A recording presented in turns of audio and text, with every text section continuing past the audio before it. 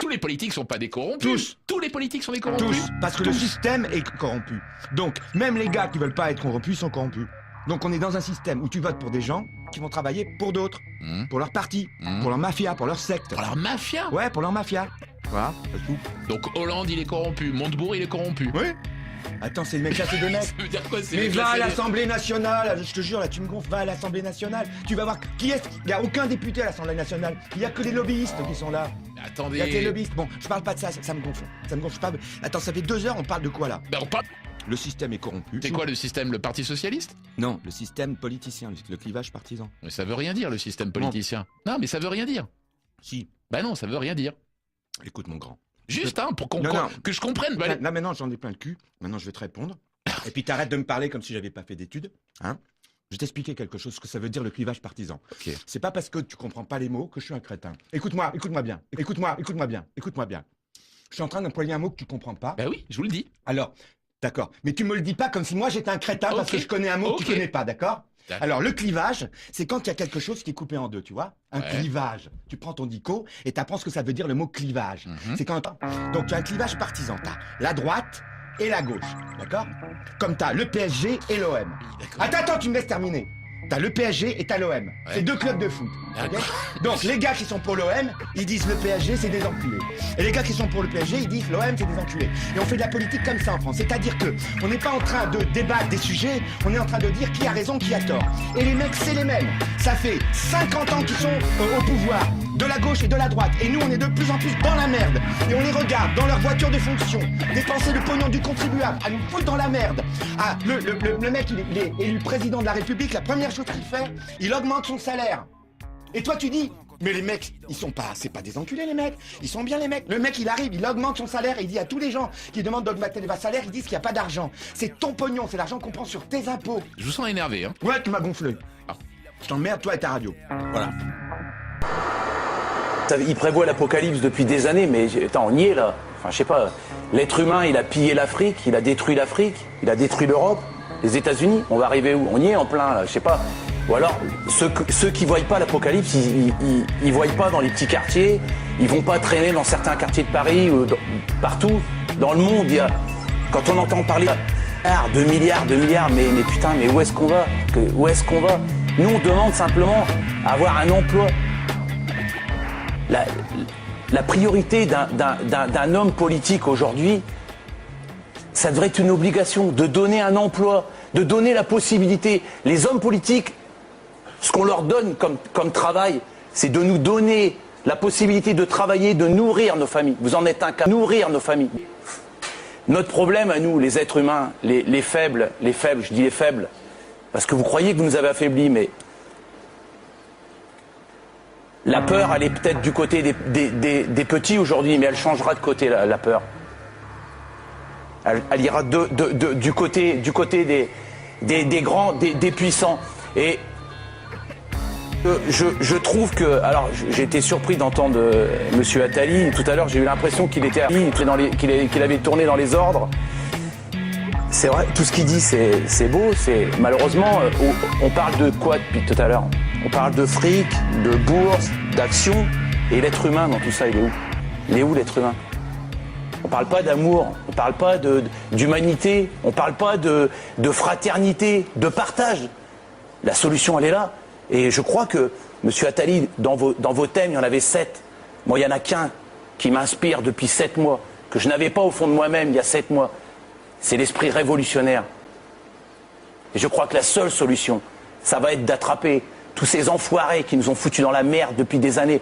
Tous les gens qui nous racontent des bobards, les économistes, les têtes pensantes qui nous racontent des bobards depuis des années. On en a plein le cul de tout ça. On en a marre d'entendre des gens qui viennent nous dire « Écoutez-nous, faites-nous confiance, on sait tout. » On en a marre de ça. On n'en peut plus de ça. On n'a plus confiance en vous. On veut plus vous filer notre avenir en main. Nous, le peuple, les salariés de ce monde, les êtres humains qui ont un cœur, qui ont des tripes, Ils ont envie de se battre pour leur prochain. Ils en ont marre d'entendre des gens et de voir des gens se battre que pour le fric, le fric, le fric. On entend parler que de ça, de milliards. Mais je comprends même pas ce que vous dites. Les milliards, je sais même pas ce que ça représente. Je demande 1500 € pour vivre, pour donner à bouffer à ma famille. C'est tout ce que je demande. Alors, je demande pas des milliards. Vous avez juste dire un petit truc.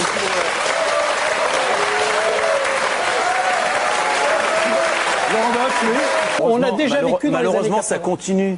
Ça continue. Alors, j'ai deux autres Là, choses. malgré tout ce qui se passe, il a encore le même discours qu'il avait il y a des années et des années. Les entreprises qui licencient, comme Continental, comme Molex, mais c'est que des entreprises qui font des milliards de bénéfices. Votre alibi de il faut absolument licencier pour sauver l'entreprise, c'est des conneries. C'est des conneries. Ça fait des années que vous nous sortez les mêmes conneries. Ça suffit maintenant, ça suffit. Ça suffit, ça suffit. Procrédit, donc je me sens pas du tout impliqué dans cette conversation. Je suis très peu en France, je vois le monde, je vois la misère, je fais ce que je peux pour lutter contre. Pour sortir de ce Combien clivage. de temps on va supporter ça? Justement, combien de temps même les crèves la faim, les miséreux vont continuer d'accepter qu'à côté d'eux, il y a des mecs qui les regardent bourrés de caillasses, qui les regardent. Vous faites des discours, moi je passe mon temps. Mais moi je parle avec mon cœur, monsieur Attali. Je parle avec mon cœur. La vraie question, c'est quelqu'un la Continental, devant la justice, les seuls qui y sont aujourd'hui, c'est les 6 ouvriers qui se font battus comme des chiens. Vous savez, moi je vais vous dire, Vous avez cassé. moi je suis fier, monsieur, d'avoir redonné de la Vous êtes fier visibilité, des images à la d'avoir télévision. permis à des ouvriers de relever la tête, d'avoir aidé des ouvriers, Vous à trouvez ne que pas c'est avoir relevé- sombré c'est relevé la tête de dans la Cassel misère. Monsieur, oui monsieur. C'est relever la tête de Cassel. Ne me regardez pas avec votre air méprisant, ça ne Mais je suis m'impressionne pas pas du méprisant tout. du tout. La cause de 10, 15 000 familles qui vont être dans la misère dans l'Oise, vous les avez mis où devant les tribunaux? Moi, ce qui m'emmerde aujourd'hui, c'est pas d'avoir été devant les tribunaux, c'est d'être le seul à y avoir été. La légitimité, vous parlez d'équité, il n'y a pas d'équité dans ce pays. Vous protégez les patrons qui licencient. Les faits qui ont été reprochés à l'ensemble de ces ministres, et particulièrement à M. Woerth, ne sont pas des maladresses, ce sont des scandales. Vous avez bien vu d'ailleurs la séquence. J'avais dit dans cette affaire-là, ça me rappelle quand j'étais avocate au tribunal correctionnel. Je faisais à l'époque les comparutions immédiates. Parce que la défense est toujours la même. 1, c'est pas vrai. 2, c'est pas moi. 3, c'est pas grave. Bon, bah là, on a eu 1, c'est pas vrai. Ça a été les fuites organisées par M. Guéant, des auditions, des PV tronqués. Fuite organisée vers certains journaux. Fuite organisée de PV d'audition tronqués de Pour Madame vous, il n'y a Thibou. pas de doute. Il y a eu des fuites organisées vers certains bien journaux, sûr. je pense au Figaro ou au Monde. En quelques heures, en l'occurrence, les journaux étaient en possession. Bon, donc ces fuites d'audition tronquées, donc en plus avec une tentative de manipulation pour dire c'est pas vrai. Vous voyez, elle s'est rétractée. Ce qui n'est pas vrai d'ailleurs, elle ne s'est pas rétractée. Deuxièmement, c'est pas moi, c'est le fameux Non, elle rapport. s'est rétractée sur Nicolas Sarkozy. Moi, je trouve qu'elle a été. Concernant Nicolas Sarkozy. Oui, enfin, non. Non, d'ailleurs. Elle a juste dit qu'elle n'était pas là quand l'enveloppe était remise, Oui. ce qui n'est pas très étonnant. Bon. Oui. 2, c'est pas moi, c'est le fameux rapport de l'IGF qui, en 10 jours, arrive à blanchir totalement, soi-disant, M. Woerth. Sur le volet fiscal. Voilà. Et 3, c'est pas grave, bah, c'était l'intervention hier du président de la République en disant oui, bon, c'est pas très grave, ce sont des maladresses. Ça a duré 20 minutes hier. Et j'ai trouvé ça très inquiétant. Nous sommes dans un état de droit.